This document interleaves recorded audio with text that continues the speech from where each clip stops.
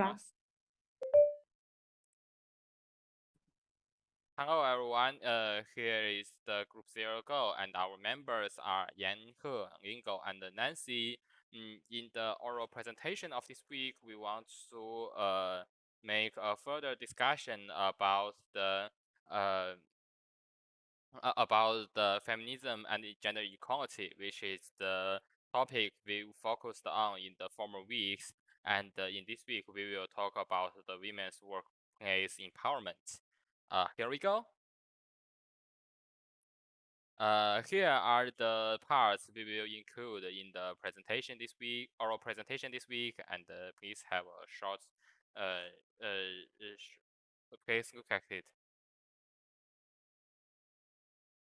Okay, the first part is the inequality in workplace. The first thing I want to talk about is the next work and promotion opportunities. Despite many gains in gender equality, men still outnumber women in leadership positions. While more than 50% of college graduates are now women, less than a quarter of full professors are women. Women constitute about a third of Masters of Business Administration classes and 47% of the labor force, but only 4% of Fortune 500 CEOs and 8% of top earning leadership positions. The second thing I want to talk about is the educational level willingness affected by society culture. Okay, according to the study of Field and Ambrose in about 13 years ago, the study outcome shows that in the marital market, there is a preference for younger brides, as younger women are perceived to be more fertile, more likely to be sexually inexperienced, and easier to control. So, considering to the demand of younger brides, the educational level of females are affected. Of course, the negative affected. The third thing I want to talk about is is sexual harassment. Okay, to some extent, that sexual harassment leads to women to leave their jobs at higher rates than men. According to the article of Atina Ambrose, an expert of Harvard University, some students shows some studies shows harassment also corrupting the confidence and dignity in professional area. Sexual harassment has been shown to have um, long-term negative consequence on careers of female, also corrupting the confidence and dignity in professional area, to the extent that sexual harassment lead women to leave their jobs at higher rates than men. The final thing I want to talk about in this part is about the family responsibility. Women have more family responsibilities than men due to cultural expectations in general behavior in many places of our world. Work fewer hours than men on average and are less available to the presence of children, and the trade-off between family and career may also hold back women from pursuing promotions. Okay, the next part I want to talk about the key factors of the problems I talked about below. The first key factor I want to talk about is the females themselves are not confident enough to seek for promotion. The willingness of females the women may feel they cannot demonstrate sufficient work commitment to advance in their companies. Men and women may consciously or unconsciously incorporate um, ideal worker expectations, family responsibilities, and anticipated discrimination. The females tend to or not dare to seek for promotion because of the stress from their family cultural norms. Dedicated that mothers prioritize family rather than their paid work, while workplace require the opposites. So sometimes females do not confident because of the stress of culture requiring them to be a mother rather than a worker. The second thing I want to talk about is the influence of gender concept in the area of work. Generally, females are less possibility to get opportunities for men in particular, for women in particular. In particular, perceptions of discriminations are associated with lower feelings of power and prestige on the job, more work conflict, and a discreet willingness to make the same career choice. Generally, the gender bias hidden can affect the work environments of females. The final key factor I want to talk about is the reason of corrupting competition environments. The modern society have established the concept of ideal worker, an impossibly lofty paradigm that pervades the paid labor market. The ideal worker never takes time off for family responsibility and prioritizes work above everything else. Workers who deviates from the ideal worker norm can expect to face severe penalties.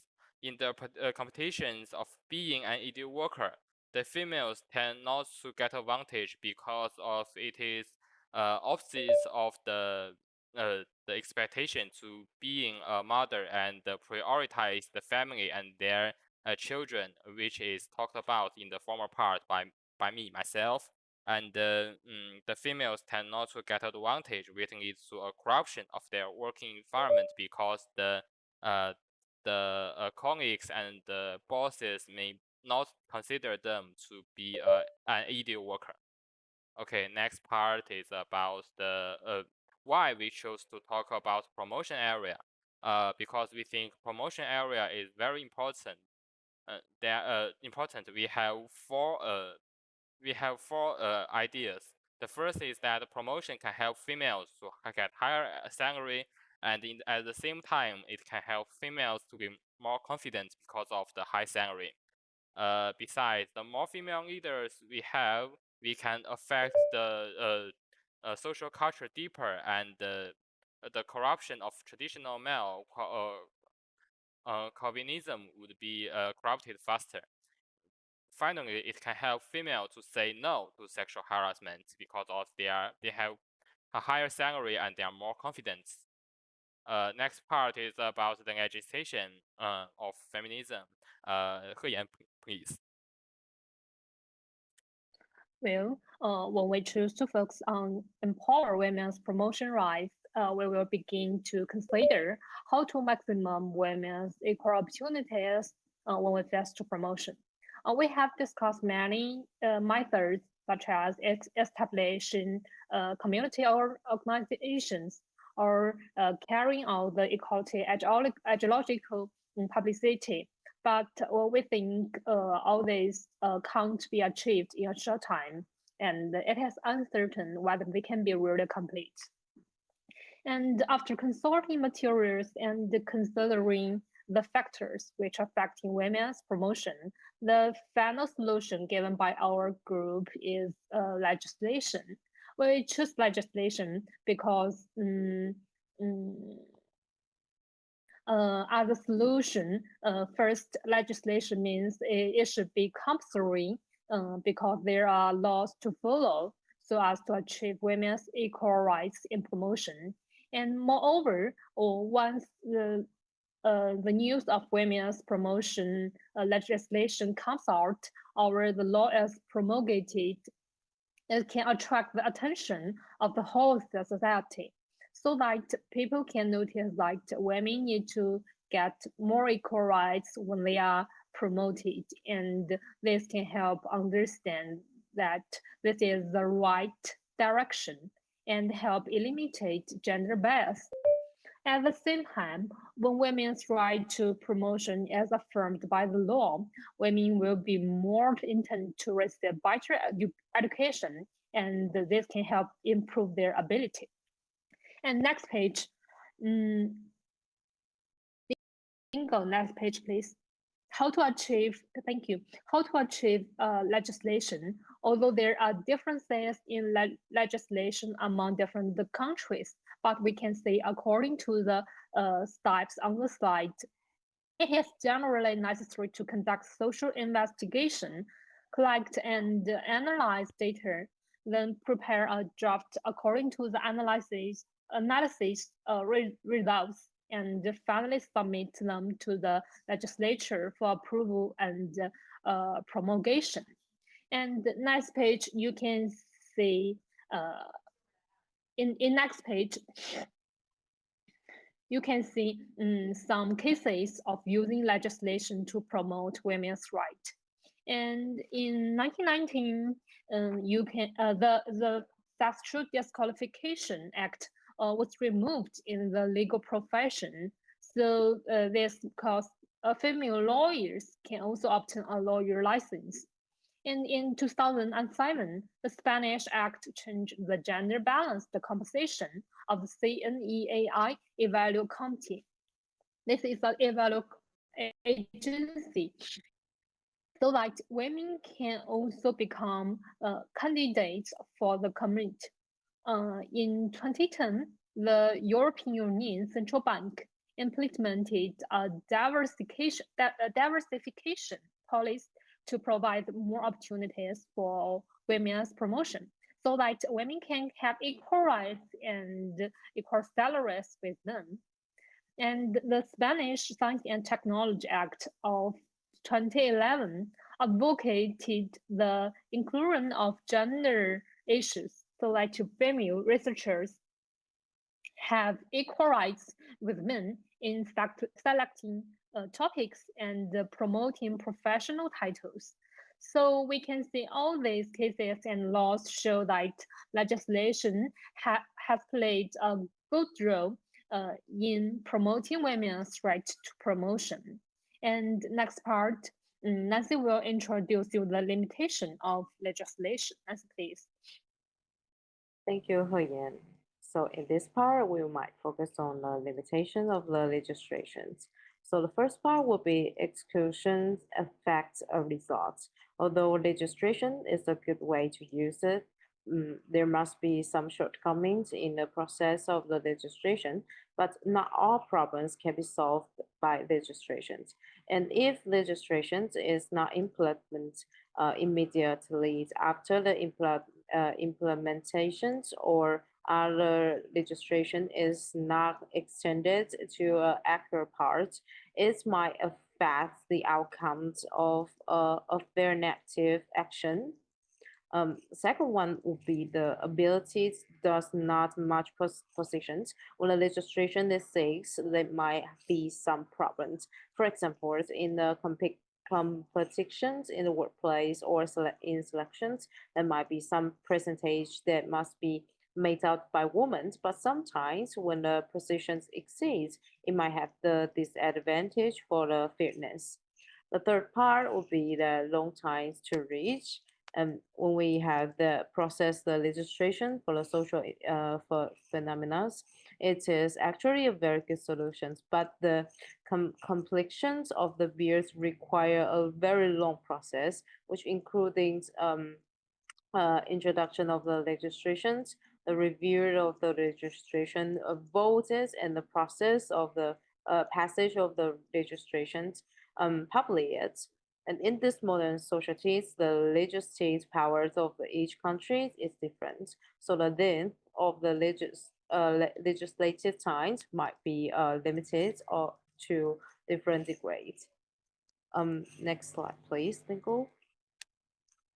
So for this part, we're going to focus on the effects on another SDGs about the gender equality. The first one would be we might focus on the SDG ones, not properties, fighting for women's equality rights and the rights to promotions in the workplace can effectively influence the formations of extreme poverty. Poverty is affecting women disproportionately negatively because women do not have as many opportunities as men to be educated, to work, or to own properties. At the young age, the girls began to mix opportunities to reach their full potential.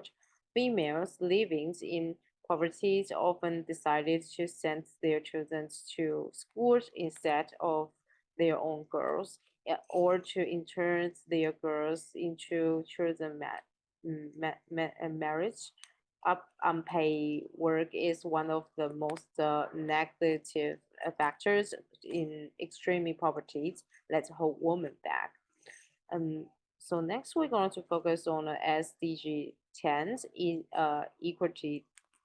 When women are given the very great equalities, they are more likely to take the leadership positions in the public life. The full and fair participation of the woman in public life is essential to building and sustaining strong and uh, vibrant democracies. Women's career paths are important, especially in areas where they have the voice, such as leadership. We need to focus on that. Next part will be the SDG 8 and decent work and economic growth. Fighting for equality rights for women and rights to raise the workplace can affect decent jobs and economic growth around the world. We have documents a great series of the persistent gender inequalities, particularly in works and the treatment of the parents.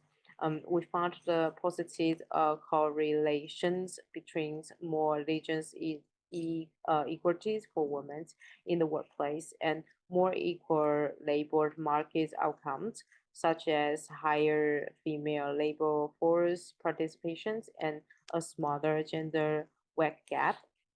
Finally, we will see the SDG 3s, a good health and well-being. The promotion of the women's equalities is an important drive to reflect health and well-being. The reason it is important to focus on the health and illness of women and girls is because a woman's body requires more potential protections than men's, and especially in the event of the major public health events. Next slide, please, Mingo. So here is our all references about these presentations. If you're really interested about this, you could check those lists and review those articles. Next slide. So this is the whole presentation we're going to provide you guys about the SDG 5. And I hope you could enjoy it. And thank you for your listening. Okay, the oral presentation has ended now. Thank you very much.